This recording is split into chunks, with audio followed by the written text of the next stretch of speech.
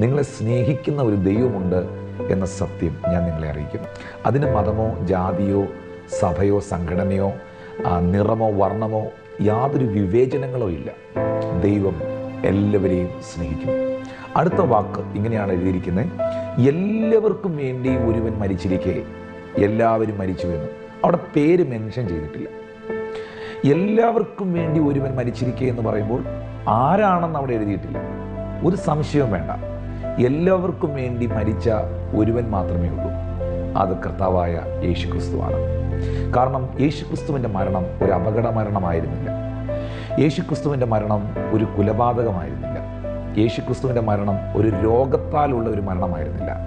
യേശുക്രിസ്തുവിൻ്റെ മരണം വാർദ്ധക്യ സഹജമായൊരു മരണമായിരുന്നില്ല. യേശുക്രിസ്തുവിൻ്റെ മരണം ഒരു ആത്മഹത്യയായിരുന്നില്ല. യേശുക്രിസ്തുവിൻ്റെ മരണം ഒരു പ്രായശ്ചിത്ത മരണമായിരുന്നു, ഒരു പകരമരണമായിരുന്നു.